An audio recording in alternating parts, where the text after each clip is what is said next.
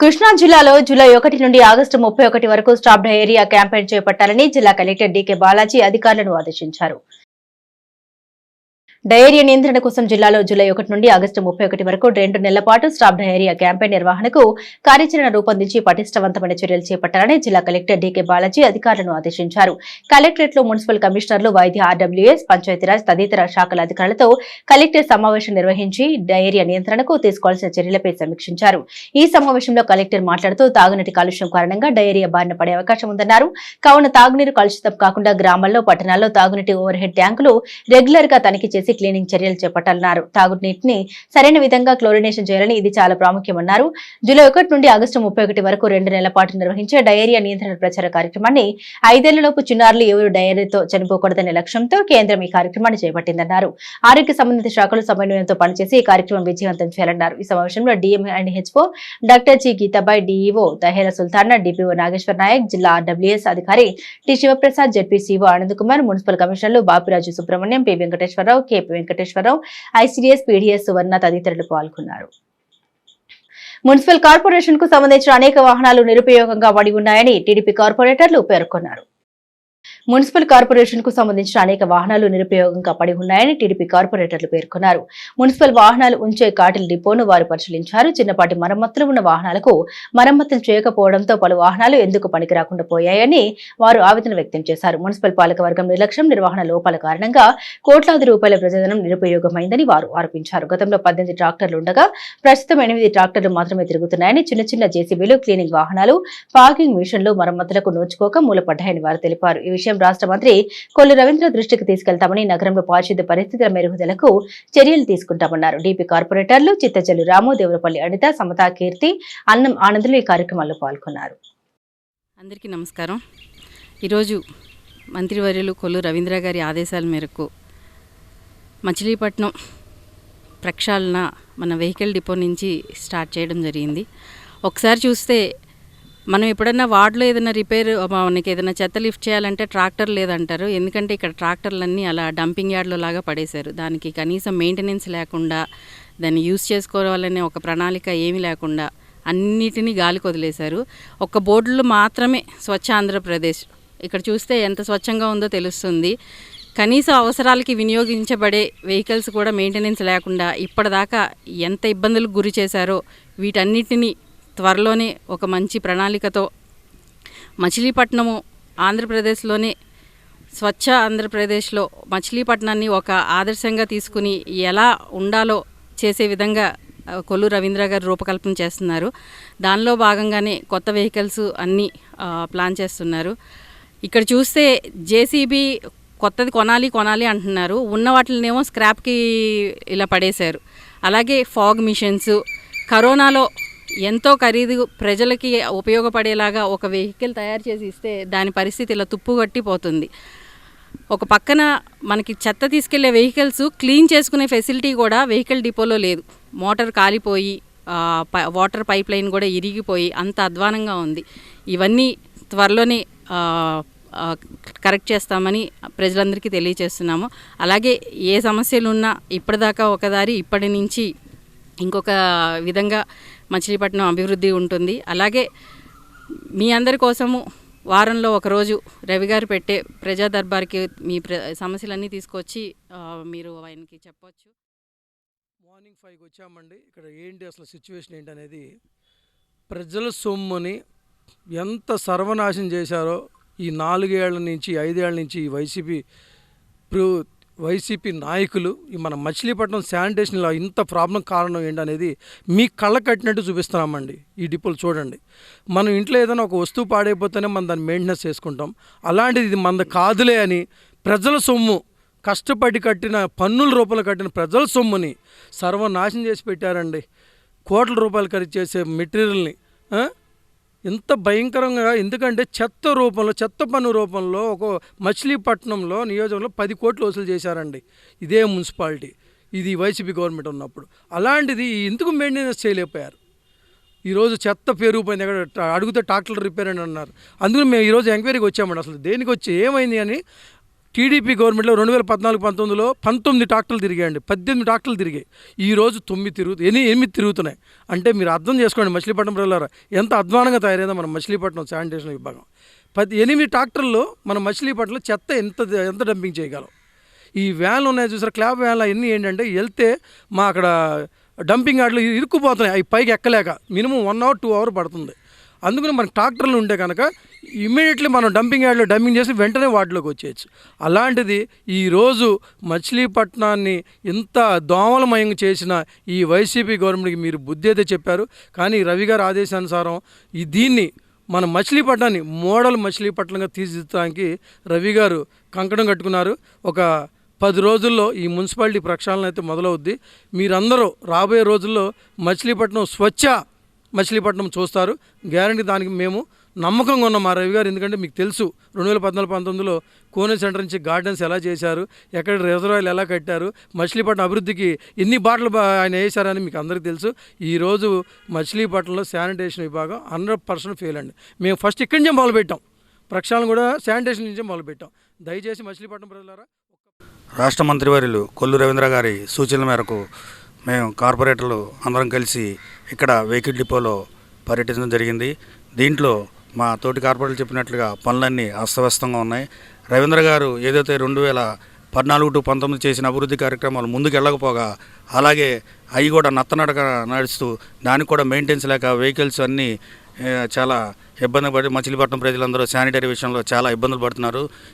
ఈ విషయాన్ని మేము ముందు అందరం కలిసి కూర్చుని రవీంద్ర గారితో బృహత్తర ప్రణాళిక తయారు చేసి మచిలీపట్నం అభివృద్ధికి మంచి కార్యక్రమాలు చేసి మచిలీపట్నం సొంత నగరంగా అభివృద్ధి చేస్తామని మా తరపున హామీస్తూ, అలాగే ఇక్కడ కనీసం మున్సిపల్ కార్పొరేషన్లో శానిటరీ ఇన్స్పెక్టర్ పోస్టులు కూడా ఇప్పటివరకు భర్తీ కాక ఎవరో ఇద్దరిని ఇన్ఛార్జ్ కింద పెట్టి నడిపిస్తున్నారంటే అసలు శానిటరీ ఇన్స్పెక్టర్ల పోస్టులు లేని పరిస్థితి కల్పించడానికి మరి ఏం చేస్తున్నారో చెత్త పన్నుల రూపంలో వచ్చిన డబ్బునన్నింటినీ మరి మున్సిపాలిటీ అభివృద్ధికి కాకుండా మరి ఎక్కడికి మళ్ళిస్తున్నారో ఇదివరకు పాలకులకి అర్థం అవ్వాలి.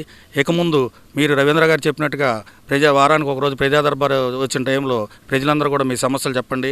మీ సమస్యల కోసం మేము కూడా ఫాలో చేసి మేమందరం కూడా మచిలీపట్నం పట్టణాభివృద్ధికి సహకరిస్తామని మీరు కూడా మాతో సహకరించాలని మనస్ఫూర్తిగా కోరుకుంటూ ఈ బృహత్తర ప్రణాళికకి చేసిన కొల్లు రవీంద్ర గారికి Aryavysya officials and professionals association పారిశుద్ధ్య కార్మికులకు వస్త్రాలు పంపిణీ చేశారు. ఆవోప ఆధ్వర్యంలో గత 2 నెలలుగా నిర్వహించిన మజ్జిగ చలివేంద్రం ముగిసింది. ఈ సందర్భంగా పారిశుద్ధ్య కార్మికులకు నూతన వస్త్రాలు, రేన్ క్యాంపులు పంపిణీ చేశారు. వేసవి పురస్కరించుకుని 2 నెలలకు పైగా మజ్జిగ చలివేంద్రం నిర్వహించడంతో పాటు Aryavysya officials and professionals association చేస్తున్న సామాజిక సేవ కార్యక్రమాలు పలువురు వక్తలు కొనియాడారు. ఆవోప అధ్యక్ష కార్యదర్శులు గోపాలకృష్ణ, చలపతిరావు, సభ్యుడు రాజేంద్ర ప్రసాద్, మున్సిపల్ మాజీ చైర్మన్ మోటమర్రి బాబా ప్రసాద్, కార్పొరేటర్లు దింటకుర్తి సుధాకర్ తదితరులు ఈ కార్యక్రమంలో పాల్గొన్నారు. అందరికీ నమస్కారము. అవోపా మచిలీపట్నం వారు 69 రోజుల పాటు ప్రతిరోజు నిత్యము మజ్జిగ పంపిణీ కార్యక్రమం ముగించిన సందర్భంగా మన ప్రీతమ నాయకుడు మోటమర్రి వెంకట బాబా ప్రసాద్ గారిని, మా కార్పొరేటర్ సుధాకర్ గారిని, మా కార్పొరేటర్ ఆనంద్ గారిని ఆహ్వానించడం జరిగినది. శానిటరీ వర్కర్స్కు ఆడవారికి చీరలు, టోపీ, మగవారికి దుప్పట్లు, టోపీ ఇవ్వటం జరిగినది. వచ్చేది వానాకాలం కాబట్టి వారికి కొద్దిగా ప్రొటెక్షన్గా ఉంటుంది, ఇవ్వటం జరిగినది. ఈ 69 రోజులు మాకు సహకరించిన దాతలందరికీ ధన్యవాదములు. చాలా సంతోషం.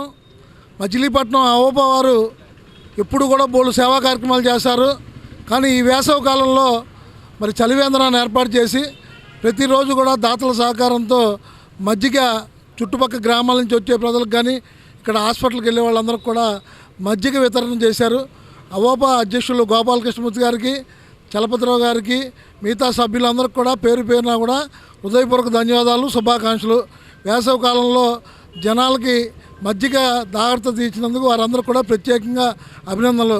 అంతేకాకుండా ఈ పారిశుద్ధ కార్మికులకి ఈరోజు మగవాళ్ళకేమో దుప్పట్లు, టోపీలు పంచిపెట్టారు, ఆడవాళ్ళకేమో చీరలు అవి పంచిపెట్టారు.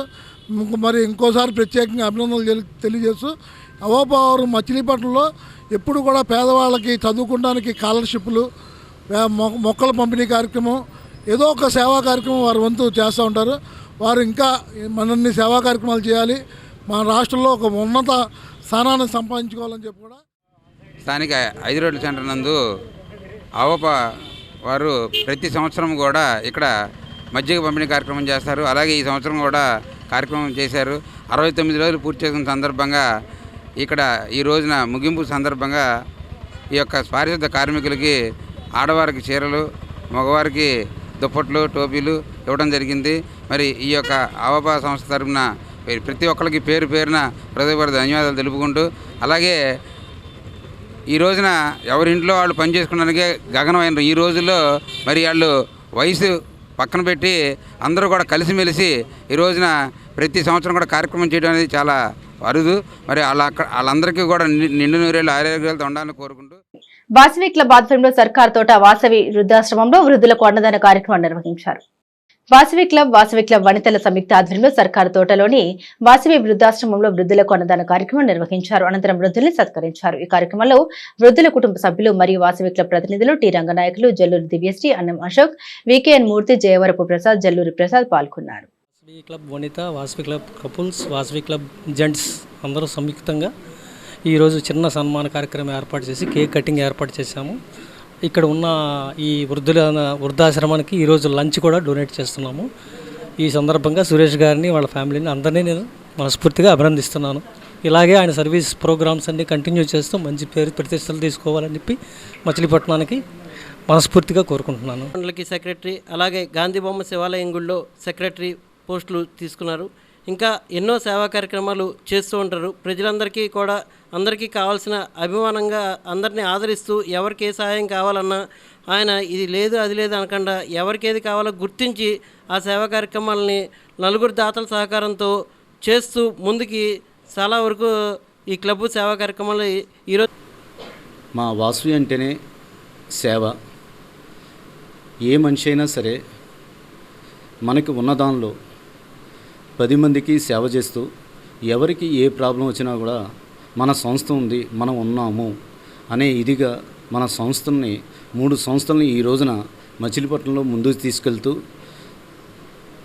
ఈ రోజున మా డిపో గారు అయినటువంటి తునిగుంట్ల రంగనాయలు గారు, అలాగే మా జెడ్సీ అన్నం అశోక్ గారు, ప్రసాద్ గారు, మా వాసు ప్రెసిడెంట్ కృష్ణ గారు, ప్రసాద్, మా జెడ్సీ దివ్య గారు. మోపిదేవి మండలంలో నాడు నేడు పనుల్లో జరిగిన అవినీతి అక్రమాలు వెలికి తీయాలని మండల పరిషత్ కోఆప్షన్ సభ్యులు చంద్రన రంగారావు డిమాండ్ చేశారు. మోపిదేవి మండలంలోని కొత్తపాలెం గ్రామంలోని జిల్లా పరిషత్ హైస్కూల్ ఉన్నత పాఠశాలలో జరిగిన నాడు నేడు పనుల్లో అవినీతి జరిగిందంటూ గ్రామస్తులు ఇచ్చిన ఫిర్యాదు మేరకు ఎంఈఓ కొడాలి రాజకుమార్ విచారణకు వచ్చారు. పూర్వపు ప్రస్తుత ప్రధానోపాధ్యాయులు వెంపటి వెంకటరమణ, యార్లగడ్డ శ్రీనివాసరావు, నాడు నేడు ఏఈ తోట అజయ్, గ్రామ సచివాలయ ఇంజనీరింగ్ అసిస్టెంట్ మిర్యాల గీత, జ్యోతిలతో పాటుగా ఫిర్యాదుదారుల సమక్షంలో విచారణ చేశారు.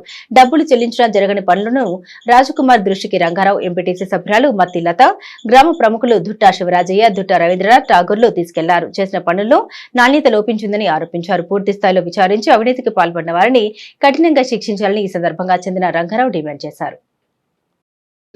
మోపిదేవి మండలం కే కొత్తపాలెం జెడ్పీటీసీ హై స్కూల్లో ఎంఈఓ గారు గతంలో నాడు నేడు వర్కుల నిమిత్తం ఫ్రాడ్ జరిగినందుకు ఇక్కడున్న ప్రజాప్రతినిధులు అలాగే గ్రామస్తులు ఫిర్యాదు చేయగా గతంలో హెడ్ మాస్టర్గా పనిచేసిన రమణ గారిని పిలిపించి ఇప్పుడు స్థానికంగా ఉన్న శ్రీనివాస్ గారు, హెడ్ మాస్టర్ గారి సన్నిధిలో ఏఈ గారు, అలాగే ఇంజనీర్ అసిస్టెంట్ గీత గారు సమక్షంలో కొన్ని చూసి పనులు ఏం జరిగింది అనేది నిలదీసినారు.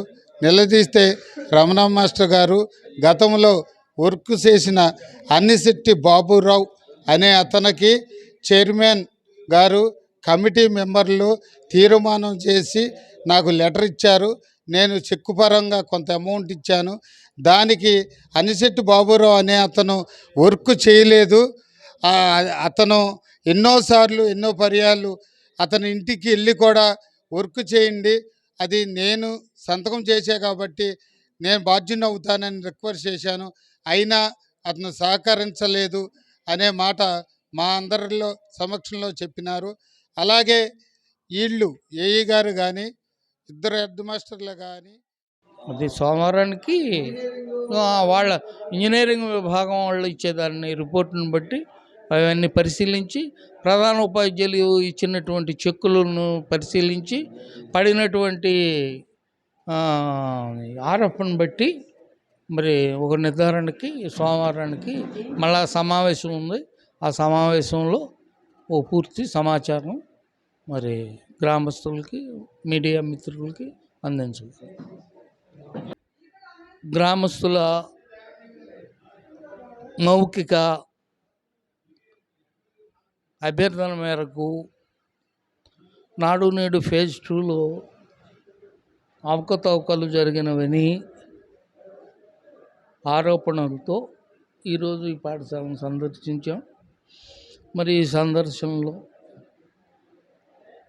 పూర్వ ప్రధానోపాధ్యాయులు రమణ గారు, ప్రస్తుత ప్రధానోపాధ్యాయులు శ్రీనివాసరావు గారు, గ్రామ పెద్దలు, గ్రామస్తుల సమక్షంలో ఈ విషయం గురించి కూలంకషంగా చర్చించాం. దీని విషయం పూర్తి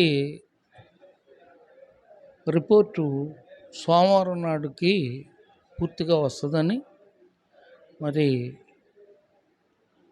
ఈ అంశంలో ఏ విధమైన వివాదాలు లేవని ప్రస్తుతానికి కే కొత్తపాలెం మోబిదే మండలం కే కొత్తపాలెంలో జడ్పీ హై స్కూల్లో నాడు నేడు పనుల కింద మరి ₹1,99,00,000 అంచనాతో 4 రూములు శాంక్షన్ అయినాయి. దాన్ని 2 రూములు క్యాన్సిల్ చేసి ప్రజెంట్ 2 రూములకి మొత్తం ₹74 లక్షల దీనికి అమౌంట్ వచ్చింది. ఇంతకుముందు కూడా మరి స్పందనలో గతంలో కూడా చాలాసార్లు పెడితే ఎంక్వైరీ చేసి వాస్తవాలని గుర్తించారు. కానీ ఆ రోజున మరి ఈ రోజున ప్రజెంట్ ఉన్న ఎమ్మెల్యే గారు బుద్ధప్రసాద్ దగ్గరికి వచ్చారు. వచ్చి ఇద్దరు హెడ్ మాస్టర్లు మేము ఈ పేమెంట్లు మమ్మల్ని బెదిరించి కొంతమంది వ్యక్తులు ఈ గ్రామంలో అనిశెట్టి బాబురావు, మరి మత్తి రాజా, ఇంకా వగైరేలు వాళ్ళకి బిల్లులు ఇచ్చేసాము. అదనంగా మమ్మల్ని ఆ రోజున ఉన్న అధికార పార్టీలో వాళ్ళు ఒత్తిడి చేసి మా బిల్లులు తీసుకున్నారు. మాకు 2-3 నెలలు అవకాశం ఇస్తే వాటిని రికవర్ చేసుకుని మేము బిల్డింగ్ కట్టి అప్పచెప్తానన్నారు. ఏదైనా మేము అప్పుడు పెద్ద ఆయన చెప్తాం వల్ల మేము అందరం సరే 2-3 నెలలు బయటపడతాం, ఇబ్బంది ఎందుకు అని చెప్పి అవకాశం ఇచ్చాం. అవకాశం ఇచ్చిన మేరకు వాళ్ళు ఈరోజు కూడా ఏమీ చేయకోకుండా అట్టాగే ఉంచేశారు. సొమ్ము అయితే రికవర్ అవ్వట్లేదు.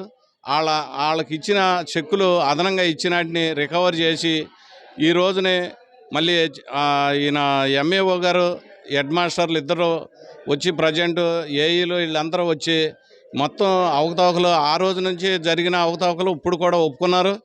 వాటిని పూర్తిగా ఎంక్వైరీ చేయించి వీటి మీద ఆ బిల్డింగులు పూర్తి చేసి మాకు పిల్లలు ఇసుకలో కూకుంటున్నారు, ఖాళీ ఇబ్బందుల్లో కూకుంటున్నారు, ఆటలు ఆడుకుంటా గ్రౌండ్ కూడా ఖాళీ లేదు. మొత్తం మెటీరియల్ సెక్యూర్గా వేసి గ్రామస్తులు వీటిని రాత్రిల పూట ఆ నైట్ వాచ్మెన్ ఉండేవాడు, ఆ నైట్ వాచ్మెన్ అవకతవకలు ఏదో జరిగినాయని అతను రద్దు చేయడం జరిగింది.